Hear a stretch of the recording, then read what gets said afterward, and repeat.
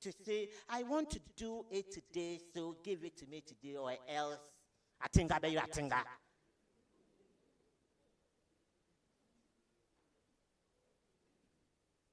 So appreciating consent and understanding consent is very important for boys to appreciate, for men to appreciate, and for women to also think about it and hold on to it.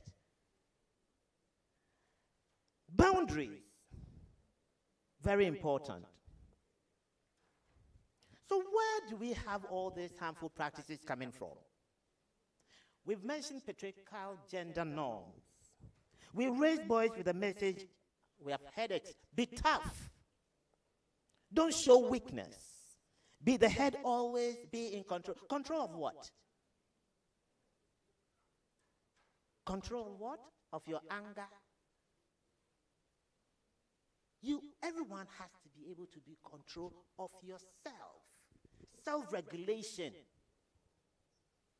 Self-regulation, ability to govern yourself, to control yourself, not to just go for the thrills, but to have a lot of restraint. We raise girls, on the other hand, to be quiet, enduring, submitting, not to bring shame. In some cultures, there is honor killing. Even where a woman has been violated sexually, the family can decide that because you allow yourself to be violated, you've brought shame onto us, and they will kill you. Honor killing. It's called honor killing. And these messages create what we call unequal power relations that incubate violence. So violence isn't, the violence which we are talking about, it doesn't just happen. The message, for instance, it's a pattern. It's not a one-off isolated incident that we call violence. Behavior that is chosen, well calculated to produce a certain outcome. An outcome that says, I get what I want anytime I want it. No challenger. And anytime a woman decides to say, enough is enough, I will not submit to this cruelty, you are brought back in line with violence. So violence is just a response to a woman saying, I want to be me. I want to assert myself. I want to be independent. I want to be human. I want to be real. I can't do this anymore. This is not what I was created for. And then your spouse will tell you, what are you talking about? Isn't your place the kitchen? And that reminds me, we have had a presidential debate in this country. There was one presidential debate, one of the aspirants openly declared that women were created for the comfort of men. I don't know how many of you remember this. I don't want to mention names. We call that person, we changed his first name.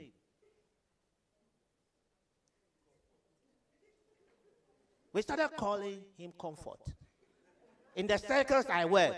But if I call their name, you people will know. But I think I should call. I shouldn't call. I should call. I won't call. How can you say women were created for comfort of men? Of course, there are many desirables. There are many comforting aspects of women's life, but they must offer it by choice. And you take it by respect, with respect, honor, and dignity. You don't even say thank you after your wife gives you amazing sex. You think it is a right to have sex. Yeah, so you have it and that's it. No respect, no dignity, no honor. What is that?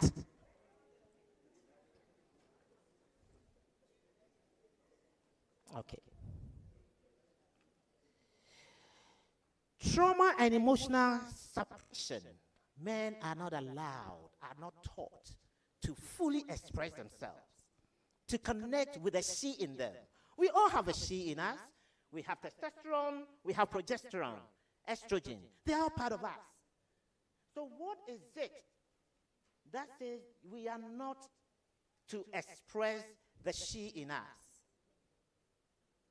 It makes us weak. It makes us vulnerable. I see power in weakness. There is power in weakness. It helps you to connect. So there is nothing wrong when a man cries. Pain is pain. A woman or man, pain is pain. And when you shed tears, you have to. I remember I work at the National Reconciliation Commission as a psychologist. I was there, some. And you know, there was a time a witness went to tell his story. These were I learned in those days, the spiritual people here will tell me, those who went through the army, through the Boy Scout, they were the wildest. Very hardcore. So this guy was there, and during the revolution, one early morning, he was at the whole regiment. They went in there, took him, and threw him to jail without trial, and he spent almost 10 years there. So when he came out, he came to petition the commission. So they referred him to me as a psychologist because they saw that things were not going on well. So as I was talking to this man, I could see tears have welled up in his eyes, but the tears were not dropping. They were full to the brim, but they were not dropping. And I just reflected on it. I said, look, it's as if you want to cry, but you can't cry. You have a permission to cry. You know what he told me? I mean, how can I cry? A soldier of that matter. How can a soldier? Of course, that is the training they have. They are not supposed to show emotions. How can you show emotion and kill? And I'm a man. So we are not made to feel full human. Because if you are a full human being, you exude every aspect of your constitution. Emotional, psychological, spiritual, verbal. That makes you whole. Isn't that the case? But if you suppress an aspect, then you are not a complete man. You are not a complete human being. We are discouraged from expressing fear. If you see a snake and you run away or cockroach as a man, trouble for you. No sadness or vulnerability. We often, the emotions that we are validated on, anger, you have to show them where power really, really is, aggression. And when we keep mute, we find alternative. We don't express the emotions, but we engage with green bottles as a way of piping out our emotions. And then perpetrate violence. There is intergenerational exposure. Children who witness violence often normalize it. Boys may adopt perpetrator patterns. So, the man you hate, the father you hate, the man you hate in your father, if you're not careful, you are becoming exactly that.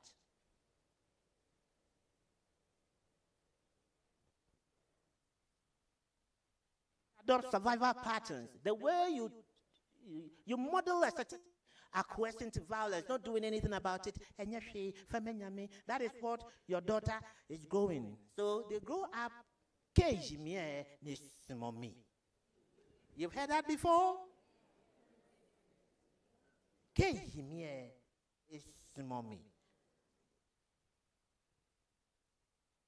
Of course, there is also economic perpetrators accountable and all that. So I will skip the mental health bit of it because there is somebody coming to talk about it. So there are psychological dynamics we have to appreciate. GBV affects the brain, the body, and the entire lifespan of a survivor. There is no happy perpetrator in this world. Take it from me. There is no happy perpetrator. My colleagues medics who work in hospices, at the twilight of a person's life. He could have been as hard as a steel.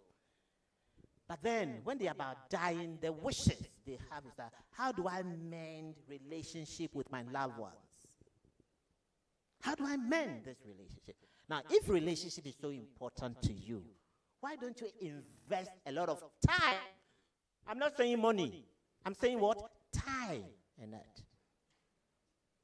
To nurture it. To be nice, to be kind with people you love. But you are not kind. You chase other things. Then the other things will not be there when you need them most. And so you see on the obituary thing, men, the ages that we are dying. Have you paid attention? Because we don't talk. We bottle up things. And so we die early. Quick, we die. So the stress is too much for us. And we think soaking up the stress is a form of masculinity, the way we perform our manhood. Risky behaviors. Risky. How could two guys compete on who does the motorway fast? Come on, think about it. How many women or girlfriends do you have? That is the competition. Multiple sexual partners. Smiling. That is what is happening. Risky behaviors. So if you die quick, if you die in the act, who caused them? And we've been having incidents of that, isn't it? There are many gallant men. They don't die in a war battle. In the bed, in a hotel somewhere, they die in the act. Oh, that is a form of toxic masculinity. You have a wife, you say you must have a garden. Okay, go ahead. Obituary is waiting for you. Okay? So the point I'm making here is that GBV also damages men. It is not only, even if nobody does it to you directly, the fact that you do it to other people, it damages you. It takes something away from you. I'm the man. I must control her. Entitlement belief. All of these things are very, very negative, and we must do away with them. There are many policies. I see Mr. MC and the fringes, meaning my time is running out, and I have to. So let me just go to some practical recommendations for us, not to make this a one-day event. It is important at the institutional level to strengthen sexual harassment policies in our workplaces and universities, particularly in our universities. Now, even the secondary school children are not safe. I read in the news that a whole headmaster has impregnated. Goodness me. And this person will beat his chest and say, I am a man. You impregnated your own student, and you are gleefully claiming you are a man. Continue. We must equip schools to teach consent and emotional literacy. It's very important. We must train our teachers, clergy, and community leaders on positive masculinity. And we must strengthen accountability structures. Strengthen DOVSU. DOVSU is my passion. At the community level, we must engage male champions. We all must commit to being male champions and showing exemplary leadership. Today is a day for your commitment to that cause. And we must seek mental health support. I will leave it to the next presenter. We must model nonviolence to our young men. So I'm cutting it short so that we can ask many questions. So ladies and gentlemen, GBV will not end through laws alone. That point has been made. It will not end through awareness campaigns alone. Okay? It will end when men, most of whom are gathered here, we reimagine what it means to be men. So far, it's not good. Or it's not a tribute to that will be read genuinely, it's not good. So we need to imagine and change it. We must know we must find a pathway to building homes, workplaces, and communities. Very important. Where safety and dignity are non-negotiable. Our children, our friends, our colleagues must find our spaces very safe to be in. No girl, no student of mine should think twice of me being a danger to her in some respect. No. At all. And that is on me. It's not on the young lady, it is on me. I'm supposed to be reasonable. So if I go against that, am I reasonable? So we must redefine strength, empathy, we must normalize empathy. We must raise our boys who can love without harming and lead without, obviously, dominating others. So the future of gender equality and all of that depends on men we nurture today. And we all have a responsibility to nurture men with milk of human kindness running through them from the womb to the tomb. Thank you very much.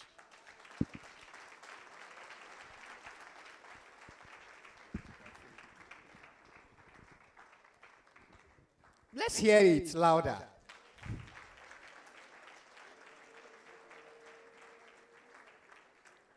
Right from the womb to the tomb, we should be nurturing men. What I'll add to it is that we add the capital R-E-A-L earlier, real men, because some are claiming to be men, but based on that one, we can say that there is another definition needed for the good ones. We thank you so much, Dr. Adolphe Ukubekwe. You see, he's been in the trenches, so he knows exactly what he's talking about. He's seen it. That's so fine for us. If you won't go to church on Sunday, this was enough of the pulpit message coming to you. You know it. It sounded like a preacher man at it. Thank you once again. And, you know, we still have a lot to share. And this time we are moving on to Dr. Paul Kumi. He's a senior clinical health psychologist at the University of Ghana Medical Center, and he's looking at addressing a growing concern, mental health in men.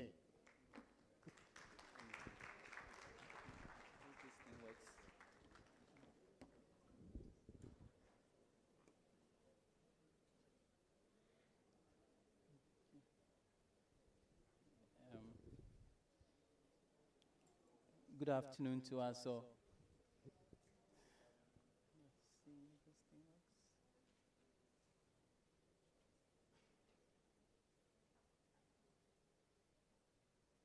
Okay, so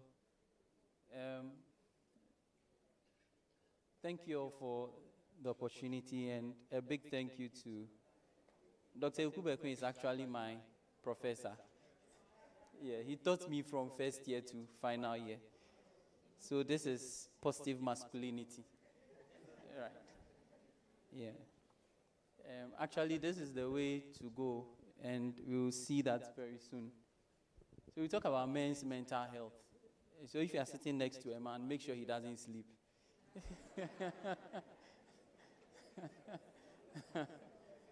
All right.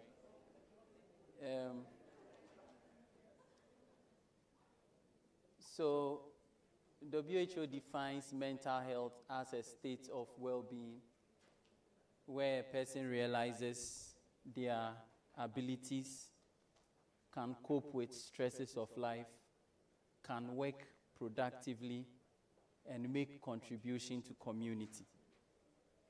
So there are four things I want you to take note of here, right? Realizing our ability, coping with stress, working productively, and contributing to community. So if you want to talk about a man's mental health, largely, a man with a sound mental health must realize his own abilities. In essence, he must know what he's capable of, what he's not capable of, and he must make peace with the things he's not capable of. The other one is to cope with stresses of life. So if you want to measure a man's mental health, look at how he handles the stresses of his life. Yeah. So if you find somebody who jumps the red light, he's not handling the stresses of his life well. Right? Because the reason why he crossed the red light is because he's under stress. Yeah. On the most part, you are in a hurry to get somewhere. And that stress is what makes you cross the red light. So it's the same thing. The man who slaps his wife is under stress. So in essence, if you are not handling your stresses well, your mental health is not in a good place. The third one is to work productively. So mind you, it didn't say work. It says work productively. So when a man shows up at work and reads the newspaper the whole day, when he has things to do, his mental health is problematic. Because he's at work, but he's not working productively. And then the last one is to contribute to community. So if a man is living, but at a certain point is not contributing to community, he's not an uncle who supports a niece. Okay? He's not a cousin who is supporting another cousin. He's not imparting knowledge. He will live here and not do anything about what has been heard. He's not contributing to community. And that means that man's mental health is also under attack. So if you follow WHO's definition of mental health, you realize that we all have some work to do. So men's mental health, basically, I've explained that. What makes men's mental health peculiar? We've said a lot about we being raised not to cry and to handle things well. Now, one peculiar thing, being a medical person working in the hospital, one of the things I've seen is that women show up in the hospital more than men. And men don't mind coming to the hospital to seek help with their wives. But if you ask them, can I assess you, you say no. Now, the question is, where from that? Okay. Where from that mindset that I'm okay until I'm dying? So the only time men really show up, most men, let me say that, and this is real data. If you look at our data year in, year out, you see this. 70% who come in and say, I'm not feeling too well, check me out, women. By the time a man shows up,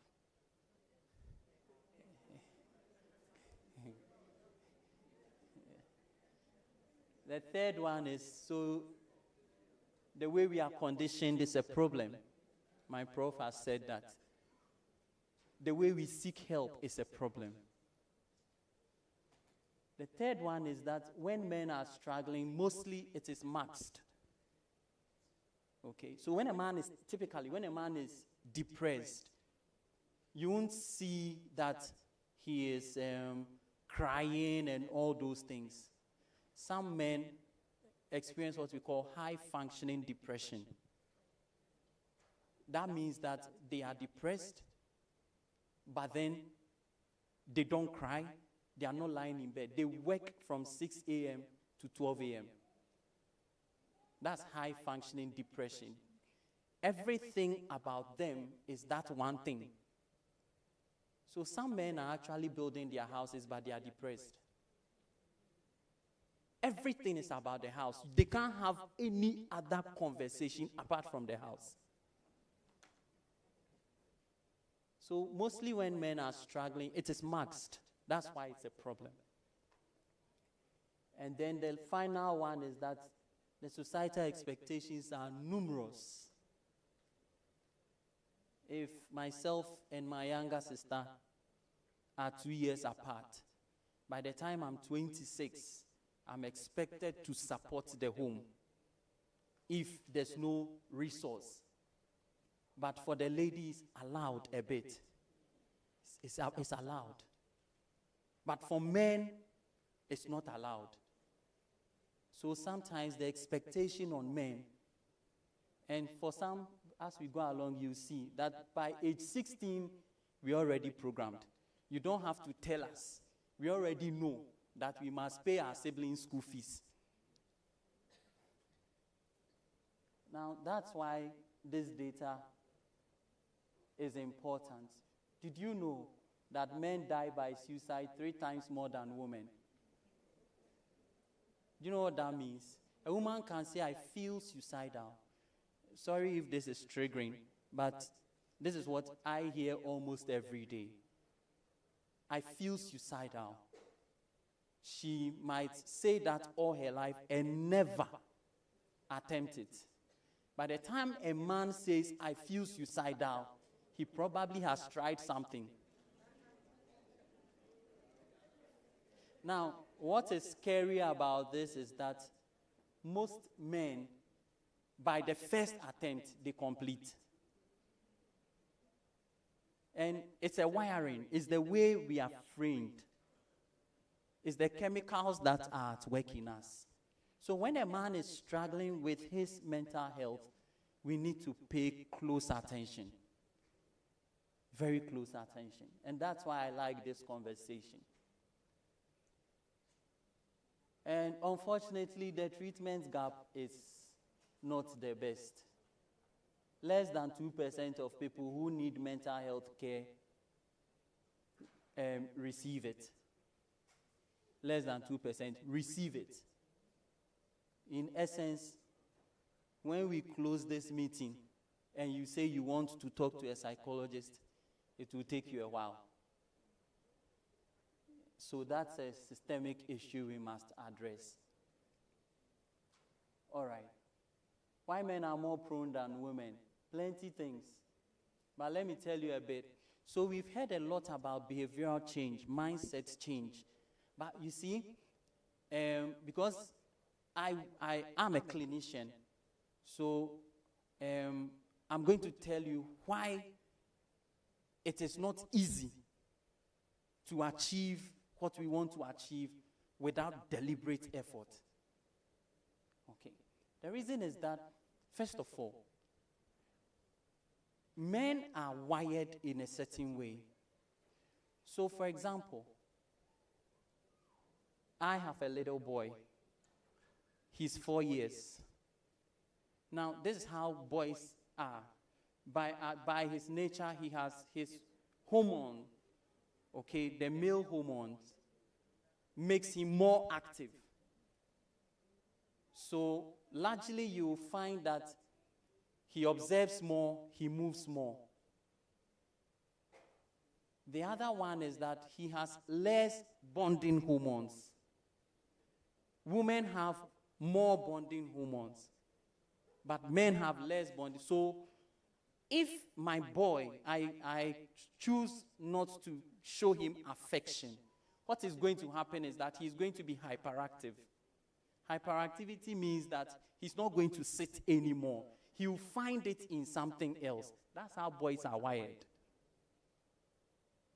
So, imagine, over time, this boy cannot sit. He's looking for something.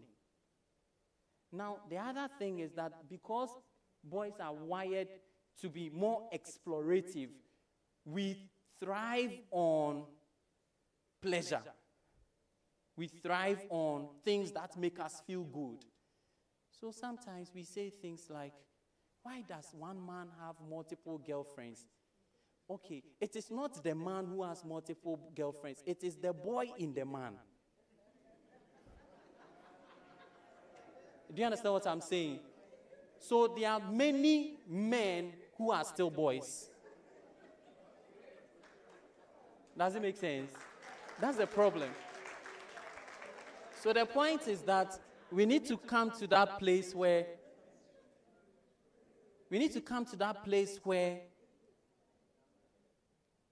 every man knows the boy that is hovering in him. And that man must nurture that boy to grow. If we don't do that, we have a problem. Now, for our young men, we need to teach them to grow with the boy. So if you are 18, that 16-year-old inside of you must match up. So by the time you are 30, you must be able to live like a 30-year-old. And that takes deliberate effort. So all that we have heard, I just want to bring to your attention that we can't just do the talk. We must do the work. And so from a biological standpoint, that is why men can be like that. From a psychological standpoint, we also struggle a lot. When our little girls come, we hug them. When the boys come, we give them a handshake. Right? In essence, it's okay for us to be detached. That's the issue. So most men don't know how to connect. We don't know how to connect. Everything is suppressed. Our emotions are like stone. So when someone is crying, the first thing which crosses our mind, why are you crying? What are you crying at? Have I beaten you? Right? But that is the issue we are dealing with. And then, again, socially, there's a lot going on. Let me move fast because of our time. So how will you know, if you're a man, how will you know that you are struggling? Right? So we look at the profound ways and some of the subtle ways to identify these things. So the first thing, one of the profound ways, if you're a man here and you have sleep problems, you can go to bed at 10 and you sleep at 3. Your mental health is not in a good place. Okay. Let's bear that in mind. Your mental health is not in a good place. The second one is that if you usually talk of hopelessness, it will not work. This life, it will not work. And there's what we call passive suicidality. So most men say something like, I don't want to kill myself, but I wish I could sleep and not wake up. And in my line of work, I hear that a lot. Do you want to kill yourself? No. Do you feel like not waking up in the morning? Yes. It's almost like we want a break from this life. And that's a sign that your mental health is struggling. And then excessive drinking. My professor has spoken about it. Now, let me tell you something about drinking and smoking. On the most part, when a man is struggling with his mental health, the reason why we resort to this is that the pleasure hormone in the mind of a man must constantly be gratified. That's why we like athletics. That's why we like UEFA Champions League. And you see boys gathered, watching one TV and shouting. Now, the reason is that something must always spark excitement in us. So watch the trajectory. If a guy is growing and he begins to struggle with his mental health, he would find something that gives pleasure. There are two sides of this coin. Those who find pleasure out of, okay, I go to school, there's no money in the house, so where do I find pleasure? So, okay, I try a drug. That gives pleasure. Then they get hooked onto it. Some try alcohol. Then they get hooked onto it. Now, the third category is more dangerous. Those who try sex. 15, 16, once he starts trying sex, the same part of the brain that pushes the pleasure for alcohol and whatever is the same part that pushes for sex. So you see the person is tied to that. That's one aspect that we all know. Let me tell you the other aspect. When guys or gentlemen are growing and they are struggling with their mental and they are brilliant, it's a problem. Most parents say this. Why do you say my child is struggling? He's a straight A boy. You see, academic excellence does not negate mental health issues. We need to come to that reality.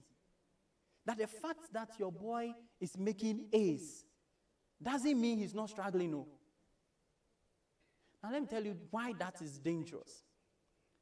Once a guy tends to find pleasure in knowledge, most of the time they now become all powerful, so they don't listen. That's why sometimes you find very technically strong people who don't have any relational skill. Men, they have all the technical abilities. If you ask them if it's finance, they know finance, but they bully the girls. Why?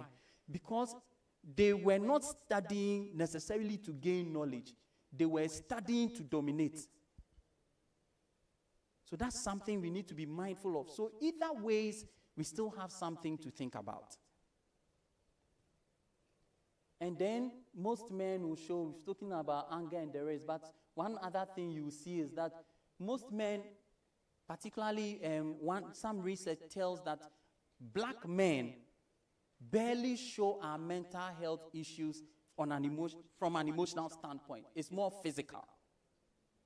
So we complain about body aches, headaches, and then we are always popping some pill. And then before you know it, the BP is 200, and you are wondering why.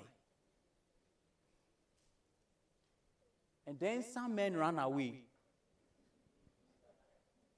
Those are clear signs. Some men just run away when they are stressed, and that is a sign that our mental health is struggling. When you just leave home. And I've spoken about this one, risk-taking behavior, speeding. All these sort of push us towards a pleasure, gratifying area of our lives. Now, what are some of the things you are likely never to see? One of them is that when you ask a man, are you okay? You can see that he's not okay. You ask him, are you okay? You say, oh, I'm okay, I'm just tired. So when you are with your husband, your brother, your son, and you can tell he's not functioning well, and you ask him, are you okay? And he says, I'm just tired, there's something going on. The other one is that when we become emotionally numb to pain, overworking to emotional pain, like we just don't want to feel anything, then there's a challenge. Now, most men will also mask with jokes and humor. So anytime you want to ask them about what's going on, it's one joke or another. And some people have mastered it. They can just turn the conversation, and we all start laughing, and they move on. And then sometimes, when we become overly logical, no emotions, the next one is detaching from relationship and then giving away properties or settling debts and losing interest in hobbies. How many men have hobbies? How many of you swim? Okay. How many of you walk? So how do we address this issue? So I want us to look at it from an individual standpoint. Then we talk about the community standpoint. Any man who is in leadership, there's power in leadership. For example, my professor has dragged me here. But for him, I will not come. But just because he said come, I am here. Now, if he tells me that, Paul, do you know I go for therapy? I talk to a psychologist. All of a sudden, if I have the biggest resistance in me to talk to somebody, when it crosses my mind to talk to somebody, but even Dr. Ukuwe goes to see, I can also go. So if you're a man and you're in leadership, You need to show vulnerability so that the people around you can feel comfortable to show vulnerability. So, leadership by example. So, let's break the silence. Talk about it. Seek professional help. Build healthy coping habits and talk about it. What do you do to maintain your mental health? What do you do? Some of us will read, some of us will walk, but we don't talk about it. So let's talk about what we do. And then avoid unhealthy coping and develop emotional vocabulary. Don't always say, I'm tired. When you are angry, know the difference between anger and hatred. So you should be able to say, the way I feel angry about this. Don't change the vocabulary. Because anything you can name, you can change. If you are unable to name it, you may not be able to describe it enough to change it. So build your emotional vocabulary. And may all the men read the last one. Oh, I can't hear the men.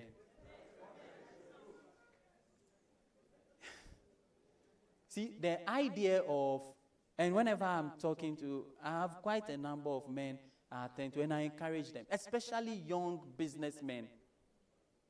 I tell them, look, this young man comes to me, he works Sunday to Sunday. And my question is, what are you doing with the money? Yeah, what at all are you doing with the money? It is to buy toys. Do you know that men buy toys?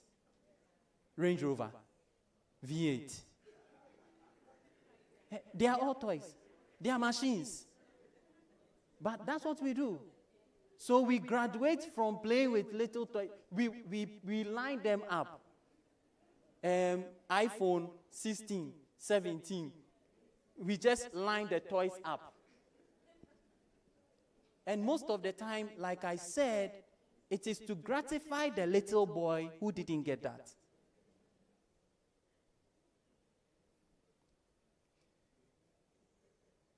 Now, if you live with somebody struggling with their mental health and you notice it, please, let's normalize the emotional conversations at home. It's as simple, are you okay? Are you okay? It's not, oh, now I'm saying when you must say, now you don't look.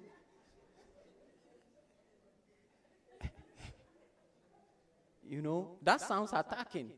It's as simple, are you okay? Let's normalize it. It's as simple, let's take a walk. I want to tell you how I'm feeling. You to tell me how you are feeling. Simple.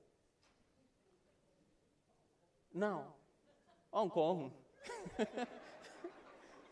The next one is that encourage therapy without shaming.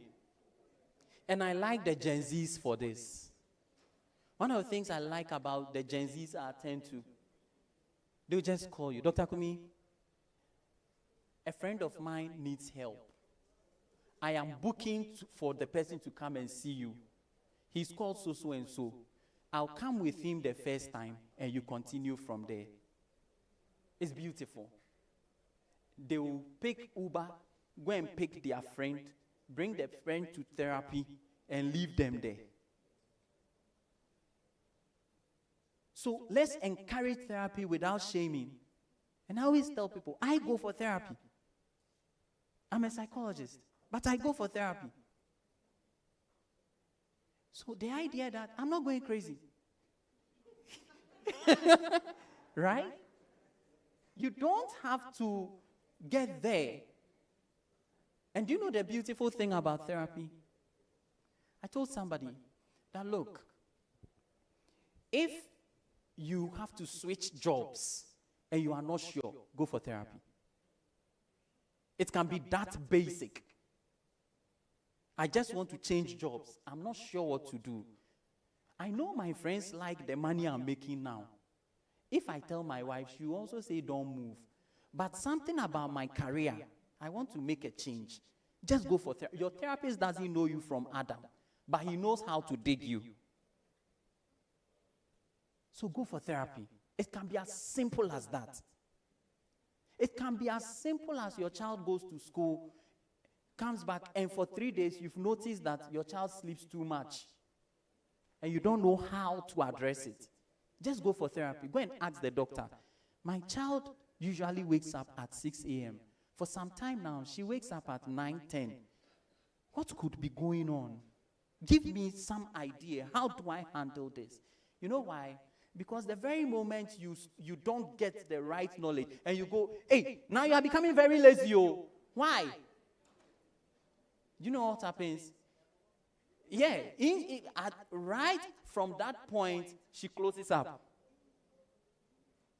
She can't talk to you anymore. So that's why therapy can be that basic.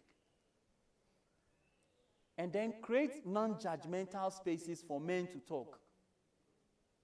So all the things we have learned, Opana, all those kinds of things we say when we are not happy about our men, we give them beautiful names.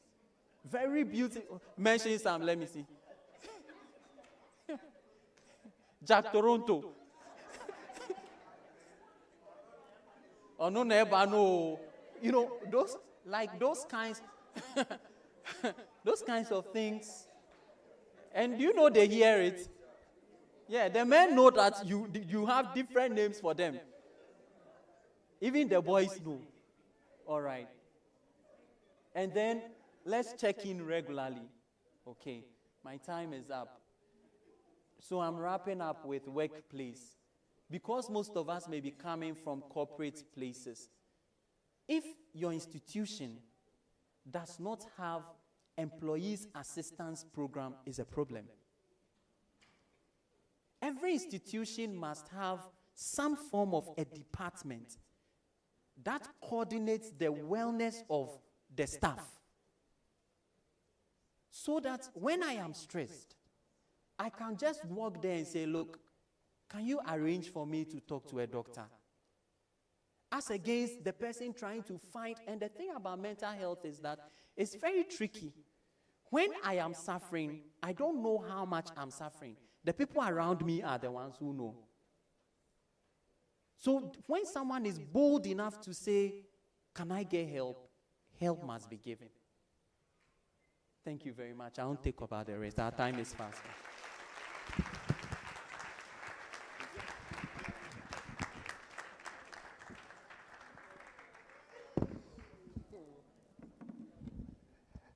I think we need a day with just the psychologist alone.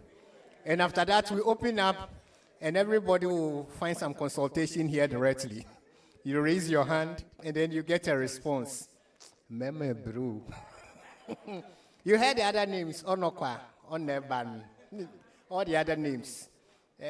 On one or two occasions, I've heard a few names, and who do you think you were referring to with that name?